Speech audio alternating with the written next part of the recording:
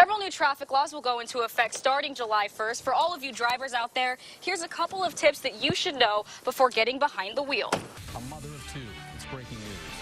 KCAU 9's Jamie Perez is live in Sutherland this evening with the new details. Tim, the town of Sutherland is quiet tonight as Carly's death has just been confirmed within the past several hours. Now, we don't know all of the information surrounding that death, but here is what we do know. Carly was with two of her friends at that concert who are also from Sutherland. Perez is live at City Council chambers with those late details. Jamie? Yeah, Tim and Jenna, City Council did just approve that first hour free in downtown parking garages, and I was out and about walking around and asking residents how they felt about this, and a lot of them are saying that this is a step in the right direction. City Council approved 4-1 with Mayor Bob Scott opposing. So what this means is that the city-owned parking garages downtown, your first hour is free no matter how long your vehicle is parked. With KCAU 9's Jamie Perez at Sioux City's Gospel Mission for an assessment of the homeless situation here locally. Jamie? That's right, Tim and Jenna. Well, for the most part, that report says that homelessness is on the decline, but not all Siouxland shelters are feeling that way. Some even say that they haven't seen much of a difference at all, but of course that doesn't speak to all the shelters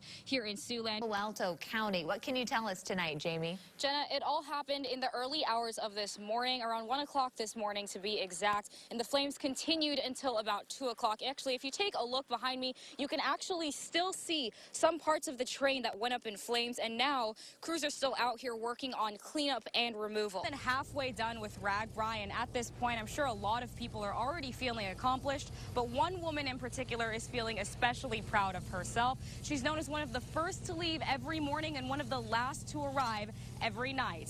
Meet Jane Brown. Now, with temperatures quickly dipping into the single digits within the next few weeks, it's important to stay warm, which means layers on layers on layers so that you don't freeze this coming winter. I'll take a look at what Cone Park looks like. This actually goes a little bit higher than I was expecting. So if you want, they did just open about a couple of minutes ago. They're open till 9 o'clock tonight. It's $7 to $10 depending on the time slot that you want to come in. And it is a little bit chilly out here, but if you're dressed properly, it's not that bad. I've got my my snow shoes, my snow pants, my snow jacket, I got my beanie, I got my gloves, I got my hand warmers inside of my gloves, so I am prepared, and you guys are about to witness history right now because this is about to be hilarious. My friend John is going to help me go down the hill, so you're about to witness something hysterical, but don't laugh. All right. I'll hold this for you, and then hop in. Okay. A little bit, yeah, okay, okay. Stay right back, yeah. Oh my God. Ready? Okay, okay, okay. So I'm here inside the trailer just outside of Rocks and Rails on Historic 4th Street. If you can see behind me, not too many donations going on right at this moment, but Rocks and Rails did just open a short time ago. People are just getting off at work. So, and not to mention, if you bring a donation tonight and you're around the area, you will get a discounted ticket to the Labor Day Festival going on this weekend. So be sure to bring a donation if you're in the area tonight and you'll get that discounted ticket. Tim and Jenna, not only is it a St. Patty's Day celebration out here in O'Neill, but they're celebrating 50 years of this ongoing tradition. And tonight, the fun is just getting started. The activities usually start with a rubber duck hunt, where organizers hide ducks around the downtown area, and people look for them, turn them in, and receive prizes like coffee mugs, gift cards, vouchers, and more. Yeah, Tim, I am here next to the Nebraska Street exit, and as you can see behind me, these are the beams that are going to be holding up the bridge portion of the I-29 project. Now, a lot of folks and passerbys are saying that this project is turning out to be a lot larger than they originally expected. Tim, as you can see all around me, we are right in the middle of all of the actions. As you can see, so many generous donations so far, a huge response from the community, and we actually just got word that a father and a daughter came in to donate the mother's clothes because she had just passed away recently. So talk about a charitable donation. Now, right now, we're inside of the truck right outside of Baumgars on Gordon Drive, but if you're around the area, there is also a truck outside of Rocks and Rails on Historic 4th Street. The construction that you see going on behind me is just the beginning stages of these government homes. Obviously not done yet, but once they are done, they'll look a little bit like this. Thanks for being with us tonight. I'm Jamie Perez. We're still 7 months away from the Iowa gubernatorial primary featuring a crowded Democratic field. But polls this past week show retired Des Moines businessman Fred Hubble and state legislator Nate Bolton as leaders of the pack. That's our top story this evening. There's a war of words tonight between some of the biggest stars in sports and President Trump. It all started when Trump first took aim on the NFL and then criticized one of the NBA's best players. Now, as ABC's Daria Albinger shows us, the president is facing major backlash. Donation efforts to the victims of Hurricane Harvey are occurring nationwide, but the efforts made here in Siouxland are surpassing the expectations.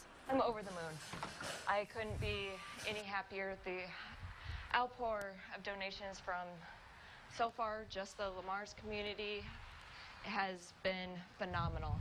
We've got a trailer over in Cherokee and it's getting packed as we speak. It's just amazing how these smaller communities are coming together and helping, and it's awesome. People pouring in with donation after donation. Because we thought it would be nice for them because they probably lost basically everything they had. You know, if it was me, I'd be super appreciative. You know, if we had that sort of a catastrophe around Sioux City, I would hope somebody would donate a couple of things that would, you know, help a guy out. They are still accepting any and all donations as everything helps. And shipped on Tuesday for Texas. It's going to Sugar Land, Texas. Now again, this truck here right outside of Baumgars on Gordon Drive will continue accepting donations throughout the night. And as I mentioned before, the trailer outside of Roxton Rails will be there all throughout tonight and all day tomorrow as well. So if you have the opportunity, go ahead and get out and donate. Tim, I'm going to toss it back to you in studio. Reporting live in Sioux City, Jamie Perez, KCAU 9 News. More than 500,000 bees dead. This is the scene that Justin Engelhart walked into Thursday morning when he was doing his routine checkup on the 50 hives that are now destroyed. Some vandals came up and they destroyed all our beehives and most of our beekeeping equipment.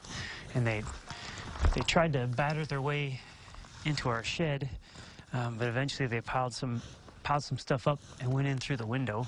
Engelhart runs Wild Hill Honey with his wife, but after this much damage, the future of their business is now uncertain.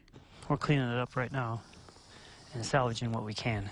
Engelhart says, unfortunately, you can't insure bees, meaning out of this horrific travesty, more than $50,000 to $60,000 in damages will not be recovered. So what they did is they came by and they used sticks and they knocked them all over, and you can see there are clumps of bees here in the snow. The bees unable to survive the freezing temperatures. The bees will cluster together on the frame to stay warm, and you can see these guys died in their cluster. Bees are a crucial part of our ecosystem, and when their hives are deliberately destroyed, the system becomes even more fragile. They've already got plenty of problems without vandals destroying the hives as well. Engelhart did have a security camera set up, but the vandals stole that on their way out. Fortunately, police may still have a lead. The police response was fantastic. So we called and they came right away, and they dusted for fingerprints at the shed, and there are some footprints that they're using to try and further the investigation, and hopefully that leads somewhere. In Sioux City, Jamie Perez, KCAU 9 News. In about an hour, the Sioux City Symphony will perform its concert at the Orpheum Theater in downtown Sioux City. And if you're headed out that way to the concert tonight, there's one performer that will stand out amongst the rest. He's just 17 years old, and a lot of people say he has a very bright future ahead of him. I'd like you to meet Robert Huang in our top story.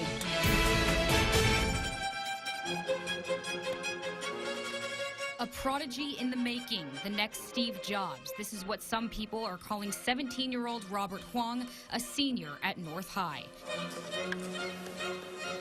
Not only is he the youngest person on this stage with the Sioux City Symphony, he's got an impressive resume to follow.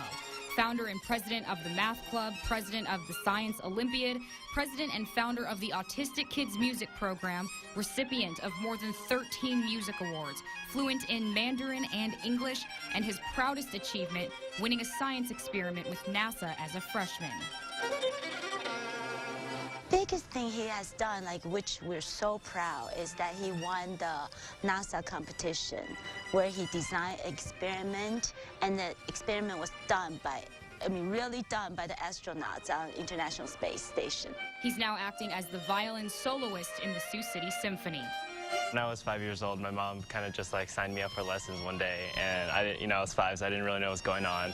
So I just went to the lessons every week. When I now think back of Robert's growing up, I just think of all the recitals he has done, all the competition we go through, and then we're all nervous together, and we're all happy when he won something. So it's a journey. For this young professional, music is a way for him to escape.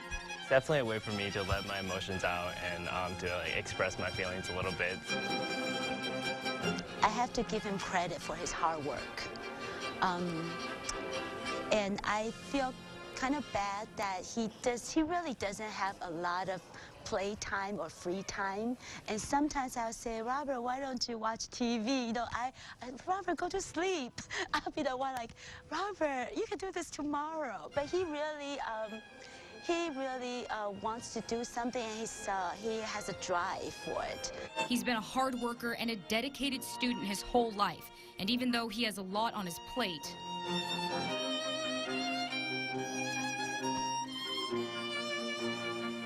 Huang says he wouldn't change it for anything. I have passion for what I do, so I'm very glad that I'm doing what I'm doing. And I couldn't do it without support of my parents or my brother or my dog or anything. Huang says he hopes to keep music a part of his life forever, but next year, when it's off to college, he plans on majoring in biology. I really hope that it's an inspiration for all the kids in Sioux City that we can be excellent if we try.